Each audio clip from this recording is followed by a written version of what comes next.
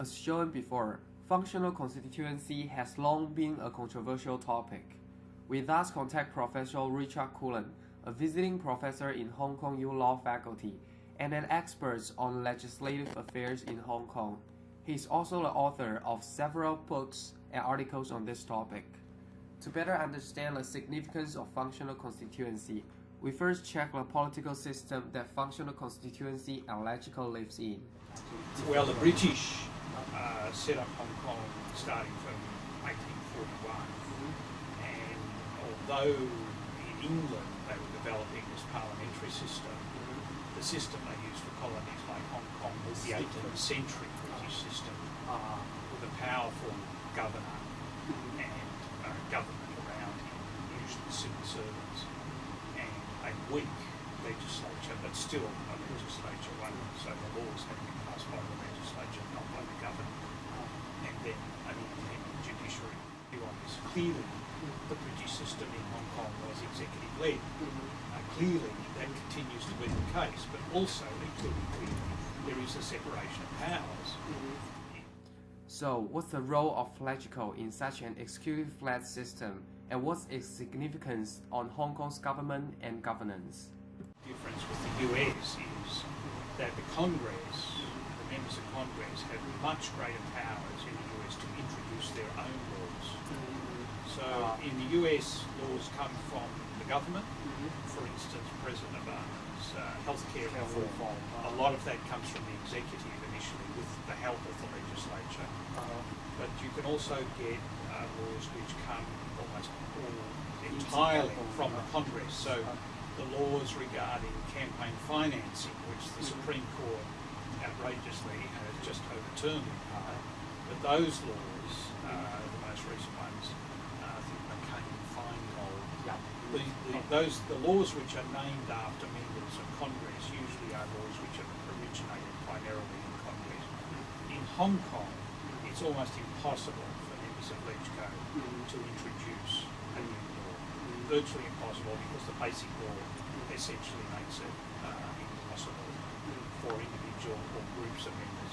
So LegCo is stuck with reviewing laws introduced by the government for most of the time. That's one of the big differences between LegCo and the US Congress. So legislature doesn't have the power to actually initiate a new law. They have a very, very limited power. It's so limited that it can virtually ignore it. Then I think we touch on the topics of the legislature in the governance of Hong Kong. Right. So you mentioned it has very limited power in initiating new law. Correct. And what's the role of legislature in checking the balance of the executive body in Hong Kong? Here, can you briefly comment or summarize? Well, I think a good starting point for any question like that is, as a professor of mine told me years ago when I was puzzled about something, he says, if you don't understand something, no matter what it is, that's to do with politics and law, follow the money. Follow the money? Yeah, because the money explains a great deal. You mean the budget of the government? Exactly. So one of the absolutely crucial things about LegCo is that it must approve all taxation. Must approve? Yeah, the government cannot impose taxation without having the approval of LegCo. And it has to approve the government's budget. So the government cannot spend without LegCo approval. These are two fundamental concepts that come to us most of all from the UK Bill of Rights in 1689. So when the first attempt by Parliament, serious attempt by Parliament in the UK to reduce the power of the King, they follow the money. If you get control of the money, you can control everything almost. Well, a great deal. And if you look at one of the changes which may come, and one of the fundamental flaws in the one-party state in China is that the legislature doesn't have control of the money. The government has control of what they asked for the legislature to impose taxes, but they can do it themselves. Right, and they don't have to produce transparent budgets and get approval from the standing committee. They can work out their own budgets. So basically, So that's one although- big power that LegCo has. And then they get to review all other legislation as well. So the government can introduce new policy and Correct. implement new policy, but Yeah. they have to get a budget approval from They do. LegCo. And all new laws have to be approved. So LegCo has to approve new laws, new funding. To give you an example, the big protest about the new high-speed railway. The government could not spend that money without LegCo approval. So in this sense, LegCo actually does have a big balance of the power. Significant power, and they have other powers as well, including inquiry powers, so they can set up. Since the LegCo have such significance, then what's the role of functional constituency and its implication for LegCo? And then what's functional constituency's role and implication for Hong Kong's government? But here is a very critical point here, because we all know the system is designed to check the balance of the government, but actually because of the functional constituency, Yes. a lot of the members within LegCo was actually pro-Beijing, or to say that Beijing have big influences on the construction or the structure of the LegCo itself. Yes. So does this still, or to say, does this actually significantly influences the legitimacy or the actual function of the LegCo in the sense of checking the balance of the government, because government have significant influences on them? Yes, a good question. The short answer is it does to a degree, but it's not just simply a case of that these people do what the government says, or in the unlikely event that there's really direct particular direction from Beijing, that they do what Beijing says.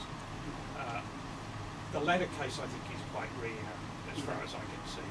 It's really led to Hong Kong, and I'd say the best way of describing the functional constituencies is first of all, they're pro-business. Not all of them, but the ones that are involved in, and they're more pro-business at the end than pro-Beijing.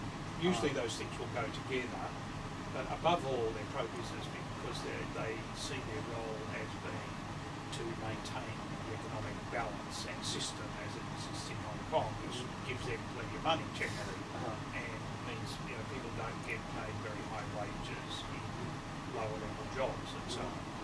So that is above all what they're interested in. However, notwithstanding certainly they tend to be more friendly to government policies, say than the pro-democracy parties will do. But despite that, as I say, you will often enough, not frequently, but often enough, get these matters or issues will come up, like the appointment of this senior civil servant to New World, where there is a majority, including members from the functional constituencies, who think that this is outrageous and should not happen. And so the government loses control. And there are numerous other examples. For example, the government, I personally think, rightly had a reasonable case which they argued very badly to consider introducing a goods and services tax in Hong Kong.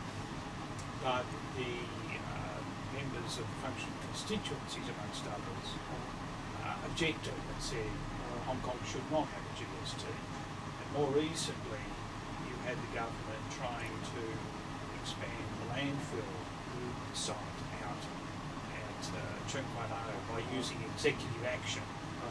And there was a majority again involving functional constituency members in LegCo who are against this. So if purely in consideration of their own interest, they should follow this rules, right? Well, that's the problem. You see, you put your finger on the problem. It's wrong to assume that their interests are simple and easy to understand. In just the same way that it's wrong to assume that the interests of the Communist Party in China are simple, and easy to understand. The truth is that just as in any developed or reasonably developed political entity, democratic or not, the interests often clash. And so people who, on one thing, think they're in favour of the government, then discover for something else they're against the government. So, for example, with the GST, everyone thought, or most members of all groups within LegCo tended to think, my goodness, we can't be in favour of the GST because there's great hostility in the community. And above all, we don't, even if we're a member of a functional constituency, we don't want to be identified as being, somebody where there's very deep public hostility towards you. So they still feel a lot of pressure from the public. On certain issues, they can. They feel, and I think also this is likely to become more and more acute because the new so-called super legislators, right, a number of members who are now functional constituency members obviously have their eye on possibly standing for those positions as super legislators because many potential candidates qualify because they have been or they're already members of a district council as well. And that, to get elected to those seats, you're going to have to appeal to the entire electorate of Hong Kong. So that's one of the reasons I think why the Chung Kwan O landfill site failed and became such a big political issue so quickly because it was very shortly after the government passed the legislation and no one wanted to be seen to be in favour of dumping rubbish in Chung Kwan O because a lot of people out there who are going to vote. I see. Right. So that's why I say the dynamic is more complex than simply counting on or assuming. Exactly. Professor Richard Cullen has offered us a great examples and insights of LegCo's role in Hong Kong's government and governance. Then how does such role of functional constituency influences Hong Kong's competitiveness as a world-level metropolis, and what's the implication for Hong Kong's future? Let's examine them in depth in the reports.